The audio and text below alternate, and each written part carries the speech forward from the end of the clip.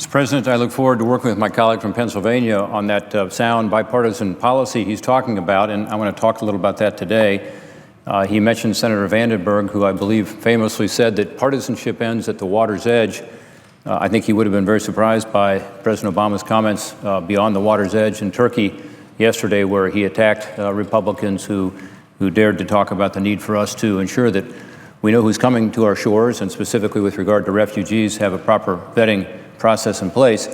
In fact, the House of Representatives, with over 40 votes from Democrats, as I understand, just voted on legislation today, which is a veto-proof majority, to say that we ought to tighten up those requirements for people who want to come to our shores. So we do need to work together. We do need to ensure that the partisanship does not get in the way of working together as Americans to solve these problems. And the partisan speech from across the ocean, well beyond our shores, was an example of where we are not meeting the standard that Mr. Vandenberg set out. As we all know now, last weekend, ISIS terrorists killed over 130 innocent people in a series of very well-coordinated attacks in Paris. I would say that these attacks did not occur in isolation. They were one but a series of attacks that occurred within a 24-hour period. Sometimes we forget the context of these attacks. The series of attacks left 43 people dead in Beirut, 18 people dead in Baghdad, countless wounded, all ISIS attacks. In the preceding month, ISIS took credit for the downing of a Russian airplane, claiming the lives of 224 civilians, innocent civilians. In September, Islamic extremists murdered nearly 50 in Yemen. In fact, if you look back over the period of the last year, several hundred civilians have been killed in nearly 30 attacks. Incidents spanning the Middle East, North Africa, Europe, Asia, and North America. It's impossible to deny the growing threat that this extremism poses to our nation, its allies, our shared values, and our global stability. Despite all of its great qualities, technology has bridged the oceans that once separated us from foreign turmoil and brought this threat to our communities and to our homes, the places we feel most safe. These attacks must serve as a wake-up call, not only about the nature of the enemy we face in ISIS, but about the chaotic and dangerous state of the world today and the dire need for American leadership to address it. The attacks in Paris were not a setback, as the president has said. They were a continuation of terrorist acts. They were a tragedy, and they were a warning. A warning that if we fail to take a leadership role in combating extremist behavior everywhere it resides, we will confront another tragedy here on our shores. We cannot develop a successful strategy to defeat ISIS unless we understand its true nature. There's been a lot of talk this week about the Syrian refugees and whether they should be properly vetted. Of course they should. But we need to take a broader look at this issue and have a broader discussion about the roots of the problem. Why are these refugees streaming into Europe and coming here? We need to look at not just the roots of the problem, but what is the comprehensive strategy to address that problem? We can't develop a successful strategy to defeat ISIS unless we understand its true nature. The president's insistence on downplaying the extremist threat and viewing each act in isolation is a fundamental flaw in his national security policy, in my belief.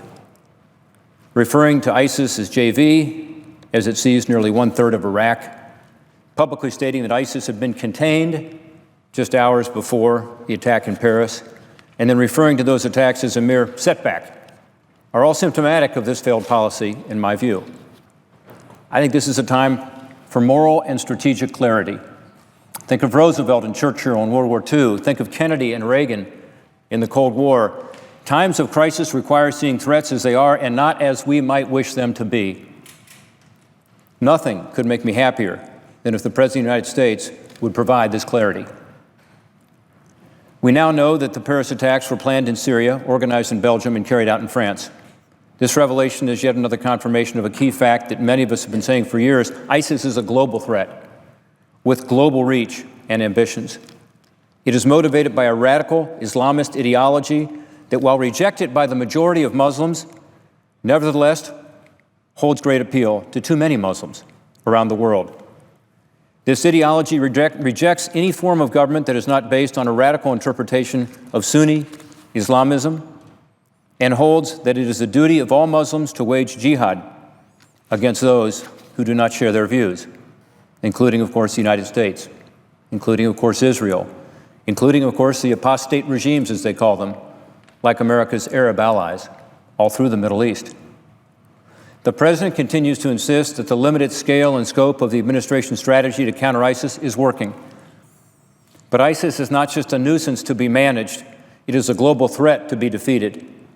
Rather than containing ISIS to a geographic region, the conflict in Syria and Iraq has served as an incubator for terrorism. The territory ISIS holds provides a safe haven for these terrorists to train, organize, gather resources, and project power.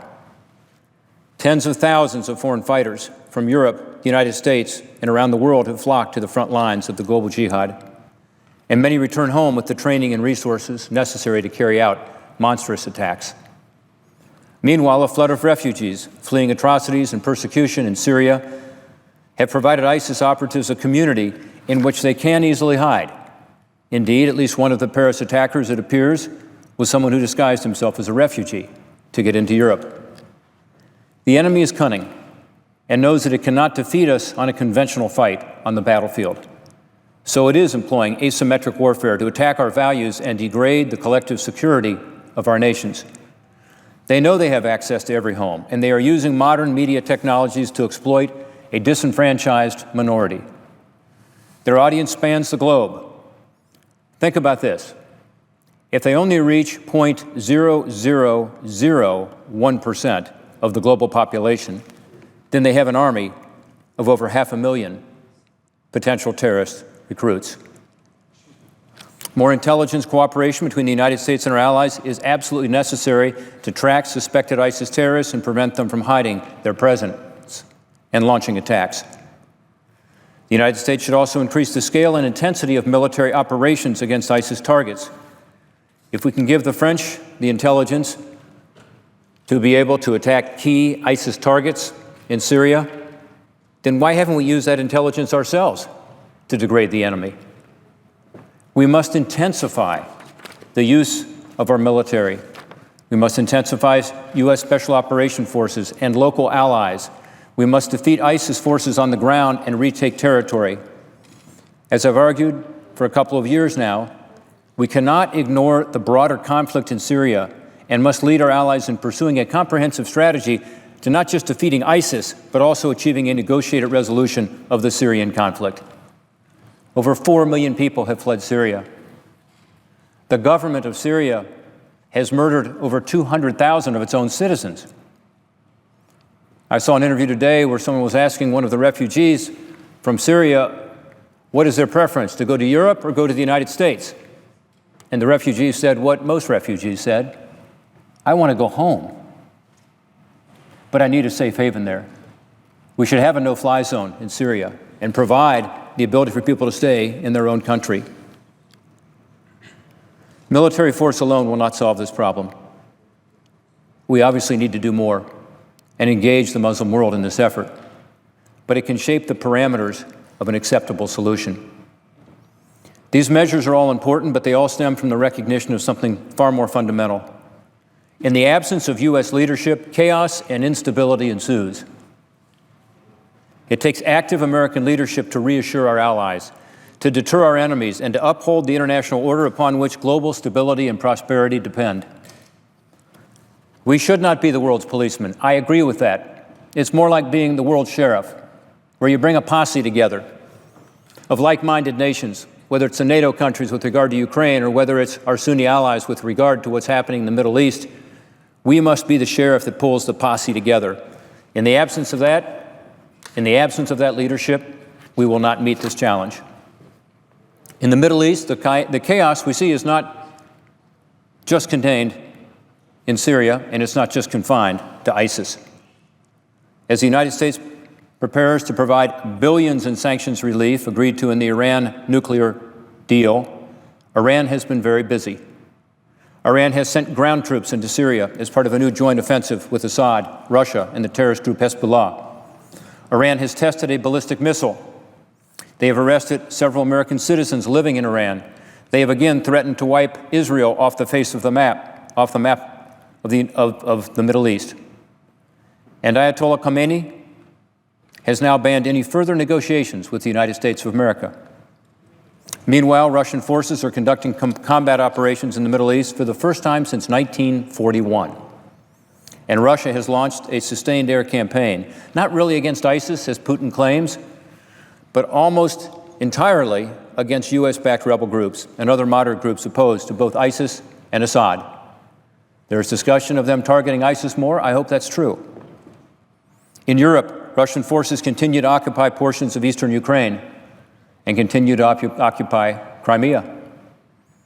After a brief lull, violence is once again rising as Russian efforts to undermine the democratic, pro-Western government of Ukraine persist.